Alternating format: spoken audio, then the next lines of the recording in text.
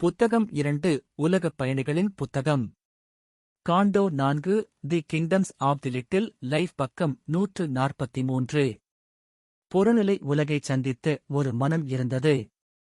அதன் வாசலில் ஒரு அந்நியன் அல்லது எதிரியைப் போல. அதன் எண்ணங்கள் உணர்வின் அதிர்ச்சிகளால் பிசைந்தன.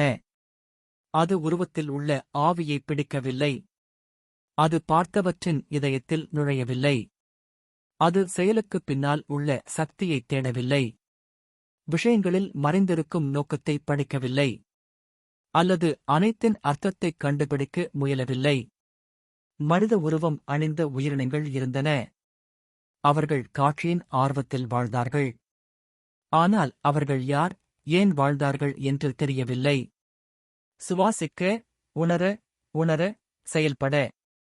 வாழ்க்கை அவர்களுக்கு எந்த நோக்கமும் இல்லை, இயற்கையின் மகிழ்ச்சி மற்றும் வெளிப்புறத்தின் தூண்டுதல் மற்றும் மகிழ்ச்சியைத் தவிர. விஷயங்கள் ஆவியின் வெளிப்புற ஷெல் மூலம் அடையாளம் காணப்பட்ட. அவர்கள் உடலின் தேவைகளுக்காக உழைத்தனர், மேலும் அவர்கள் இயங்கவில்லை. முக்காடு போட்டுக் கொண்டிருந்த பார்வையாளர் அவர்களின் ஆழ்மனதில் இருந்து பார்த்துக் கொண்டிருந்தார். அவர் தனது உள்கண்ணை தன்மீது வைக்கவில்லை. சதித்திட்டத்தின் ஆசிரியரைத் தேடவில்லை.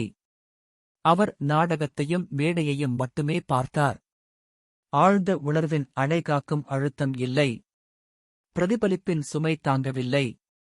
மனம் இயற்கையை அறியாத கண்களால் பார்த்தது. அவளுடைய வரங்களை வணங்கியது மற்றும் அவளுடைய பயங்கரமான பக்கவாதங்களுக்கு அஞ்சியது. அது அவளுடைய சட்டங்களின் மந்திரத்தைப் பற்றி சிந்திக்கவில்லை. சத்தியத்தின் இரகசிய கிணறுகளுக்கு தாகம் எடுக்கவில்லை. ஆனால் கூட்டமான உண்மைகளை பதிவு செய்தது. மற்றும் ஒரு தெளிவான நூலில் உணர்ச்சிகளை உண்டாக்கியது. அது வேட்டையாடுகிறது மற்றும் காற்றை முகர்ந்து பார்த்தது.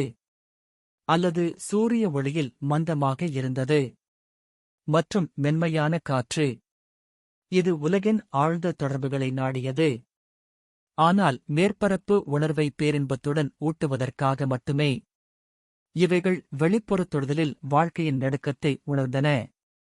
ஆன்மாவைத் தொடுவதற்குப் பின்னால் அவர்களால் உணர முடியவில்லை. இயற்கையின் தீங்கிலிருந்து அவர்களின் சுய வடிவத்தை காத்துக்கொள்வது, மகிழ்வதும் வாழ்வதுமே அவர்களின் அக்கறையாக இருந்தது.